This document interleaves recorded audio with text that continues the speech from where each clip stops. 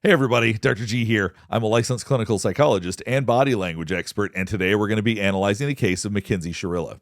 Mackenzie Shirilla was recently sentenced to life in prison for the murder of two men, Dominic Russo, who was her boyfriend, and Davion Flanagan, who was a passenger in the car that she ran into the side of a building going 100 miles per hour. While she survived, the lives of the two passengers were lost. Before we start today, I do want to remind you these are just my opinions. This is based on publicly available information. I have not met her. I have not formally evaluated her. And these are just my thoughts based on what I'm observing. I also want to remind you to like and subscribe if you want to see more content just like this. All right, let's go. So what we're really doing today is we're going to be looking at some body language. There's limited footage available, but we'll see what we've got. And then we're going to talk about the psychology of somebody who could do this, somebody who would try to take not only their own life, but the life of the passenger and the life of her boyfriend, and be willing to do that. So we're going to talk about her psychology some after this. But first, let's take a look at some videos from the various hearings and the sentencing. So what we're watching is the hearing where she pleads not guilty. Basically, she's sitting in juvenile detention right now. This is a Zoom call, so she's being zoomed in.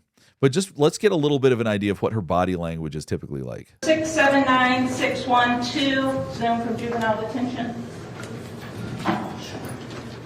Morning, Robert G. McDonald, 216. One thing that's pretty obvious is that she looks remarkably relaxed. She's sitting with her head in her hands. She's been playing with her hair, kind of straightening it out.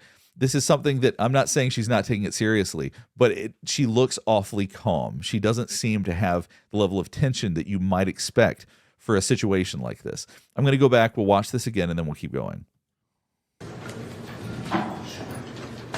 Morning, Robert G. McDonald, 216-781-21. Yourself, your friends, your family members may not have any contact with the alleged victim's family's member. Do you understand that? Yes? All right. There tends to be a certain level of tension that you see when people are in these kinds of situations, a certain level of fear and concern. She doesn't really seem to demonstrate that. She seems to try to be demonstrating a look of casualness. We'll go back and watch this again because there really is limited footage that we have of her. Yes? All right. All right. We'll know Mr. McDonald's been retained. Case goes to docket Judge Nancy Margaret Russo. Judge Russo's staff will set that. Now, her eyes got really big there, and I'm not sure why that is. I don't know if it's because the judge's last name is the same as her boyfriend's name. I don't know what that reaction was, but watch this right here. The docket Judge Nancy Margaret Russo. Judge Russo's. But that's a look of surprise. That's a genuine look of surprise. It's not very clear why she looks so surprised, though. Staff will set that next pretrial date. Thank you, Your Honor. So this is another hearing. So we're getting some live footage of what she's like in these hearings. Thank you, Your Honor. At this time, the state has provided. And one of the things, once again, that sort of stands out about her is she just seems remarkably casual about these things. She may not be internally. Maybe she just doesn't express it. But it's interesting to see how calm she seems during all of this.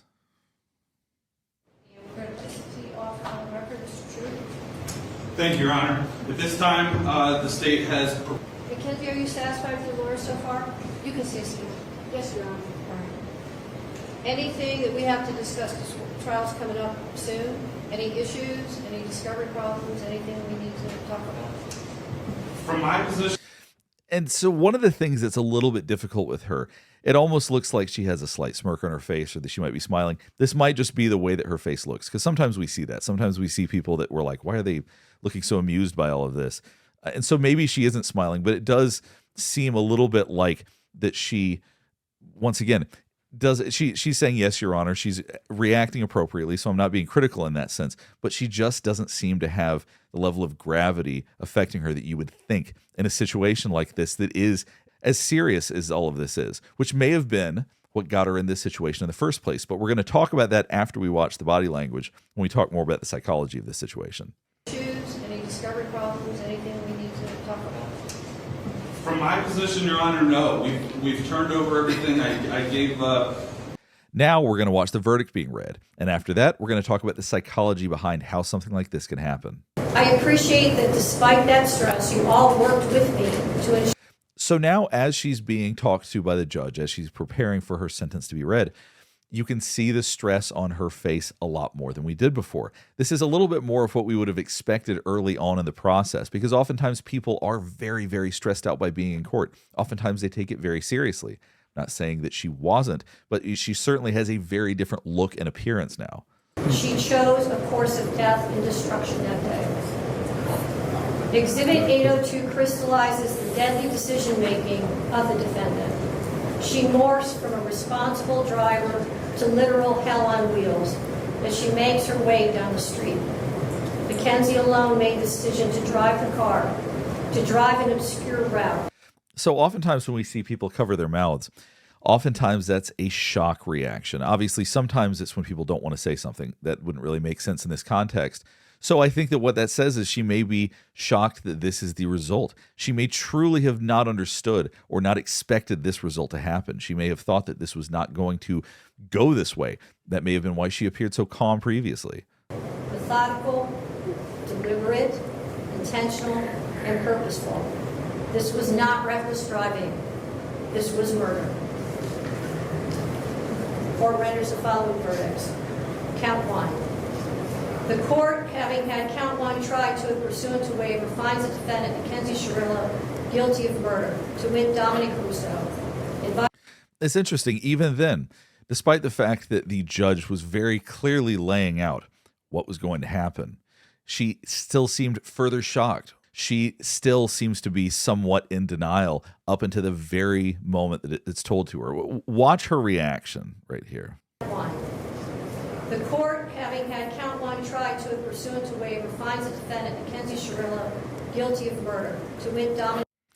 So you see her eyes got bigger. And we do that when we're surprised or when we're shocked. Russo, in violation of Ohio Revised Code Section 2903.02a. I wish we had more footage to analyze so we could see more of what she was like as evidence was being presented, but it really isn't available. So I thought we would just look at a little bit of body language to get some idea of what she was like, so that then we can talk some about the psychology of this situation. Because the psychology of this situation is complicated, and I think that part of what brings people's attention to this situation is it's so strange. The idea that someone would drive 100 miles an hour into a wall that seems to have their whole life ahead of them. Why would they do something like this? So let's talk about what would cause somebody to act in this way. I want to caution you, it's very possible that these ideas don't apply to Mackenzie Shirilla. I'm talking more generally about anybody who would engage in this. Anybody who would take a car with their boyfriend and another friend in the back seat and run it into a wall at 100 miles an hour might be dealing with the various issues we're going to discuss. I can't guarantee, or I can't say whether or not they would be applicable to her. So let's jump right into why somebody would do this. So it's been reported that her and Dominic Russo had a conflicted relationship, that it was volatile at times. For people that have conflicted or obsessive or challenging relationships like this, it's possible that she conflated love and death. In other words, that she had a hard time separating it. She may have seen death as a unifying act, as a romantic act. And this can blur the lines between consequences, intentions, and even the act itself. There's always got to be mental health considerations. Is this somebody that's dealing with something like borderline personality disorder? I'm not speculating that she has it. I have no reason to believe she has that specifically, but that's the kind of diagnosis people oftentimes go to when people engage in acts like this. Is there depression? Is there something else going on that added to the likelihood that something like this could happen? That wouldn't excuse it, but at least it would help us make sense of it. At one point, the prosecutor described Davion Flanagan as cargo. In other words, that she didn't see him as a person. She saw him as an object. And this is something I describe in other situations with other people. In other words, when people have certain dysfunctional types of personalities, they then see people as objects and they can treat them as such. So it doesn't matter that he's a living, breathing person to her. He's a means to an end. She has her boyfriend in the car. She has a mission that she wants to accomplish. And the person in the back seat was not a person to her potentially. Not saying that's necessarily true, but that's oftentimes how people that can engage in these kinds of behaviors see others. They're a means to an end. As the driver of the car, I would be surprised if she expected to survive. And so you have to wonder if that was a way to avoid consequences or shame or guilt about engaging in that act. Narcissism always has to be considered when someone's willing to put their own needs that far above those of anyone else. You have to consider this could be an extreme form of narcissism or something else, another type of personality issue. So we have to look at the intersection of impulsivity and premeditation. So people that engage in impulsive acts oftentimes get themselves in trouble because they act without thinking. That's really what impulsivity is. Premeditation is planning beforehand. If someone is premeditated because they know they're thinking about hurting somebody, right, but they don't know if they would actually go through with it, but they think about it, they talk about it, they even say the way that they would do it. People make a lot of threats. People say a lot of things, but they don't always act on them. She made that threat, and it may have been impulsive that she acted on it. I think there's some suggestion of that, considering there was a third person in the car that it shows an absolute callous disregard for his life. Her disregard for life in general is startling, but the idea that she engaged in this with a third person in the car shows some degree of impulsivity as well. So a combination of premeditation and impulsivity can be very, very dangerous. It's also got to be considered the way that it happened. In other words, running a car into a wall is a violent act. It is not passive in any way. And so that speaks a lot to the psychology of somebody who engages in this act. That is rageful, that is hateful, that is angry, particularly with a third person in the car. It'd be bad enough if it was just her boyfriend, but bringing another friend along with this, that is absolute and utter rage. And so that's one of the things that you have to try to figure out with this, because when she presents in court, she doesn't present as rageful in court, she presents as flippant. But having the way that they've described their relationship, the volatility in the relationship, the conflict in the relationship, there certainly seems to be a lot of anger there. But what's really tragic is that apparently she had made these threats before. She is saying out in the open, I would do this. And somehow it wasn't taken seriously enough for anything to happen. I'm not blaming anybody for not stopping it. It certainly is nobody's fault but hers for doing this. But I do think it highlights the fact that we really need to take it seriously when anybody makes these kinds of threats, even if you don't think that it's serious, even if they seem like the kind of person who would never do it. Because I would be shocked if anybody thought she would actually go through with something like this. But it doesn't change the fact that if people are going to say these kinds of things, if people are going to make these kinds of threats, we have to take them very, very seriously. Before we wrap up, I do want to say, I hope if there's anybody that has any thoughts about this, or if there's anything anybody wants to add, please let me know below. This is a really tragic and bizarre case.